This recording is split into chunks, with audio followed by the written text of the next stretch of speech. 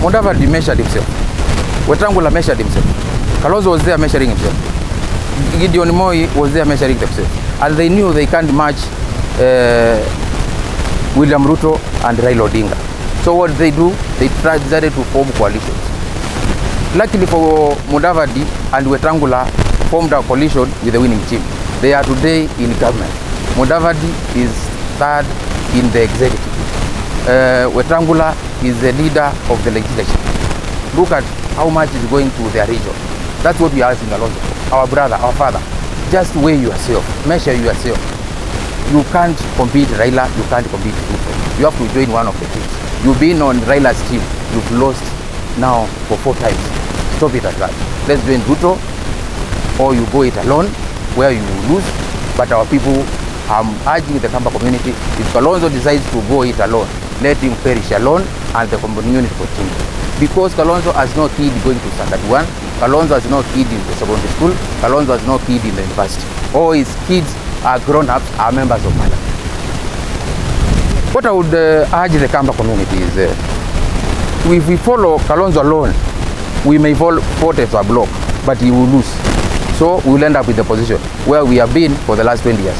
When we follow, let's say Kalonzo becomes the running mate for Raila, Raila will lose to Ruto.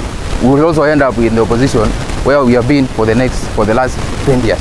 So the best way to go is what we are trying to persuade our people to do. Let's join the government. An example was set, a precedence has been set by the people of Mount Kenya. Uhuru Kenyatta was the president and invested government machinery. He invested all his energy to woo the Mount Kenya community to vote for Raila. But they all refused and voted 85% to William Ruto. And that's why they are today in government. So it's time we pulled back from Kalonzo. Let him walk alone. He wants to walk alone. Or he comes back to us.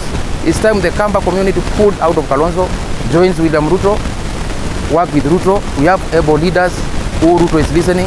If Kalonzo wants to lead us to Ruto's side, we are okay with that. He can come, do a coalition, so that our community can be in power. But as long as he insists on going it alone, as long as he insists on backing Raila Odinga, for heaven's sake, we are coming for him, and he will lose it back.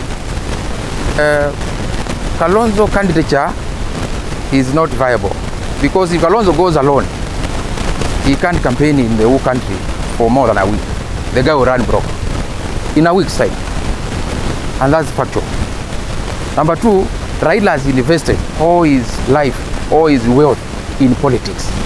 For him to hand over that to another person, it is not possible, it is not practical. You can't tell me I build my businesses and hand over my businesses when I'm retiring, I do a will to my neighbor's kids. No, I'll do the will to my kids.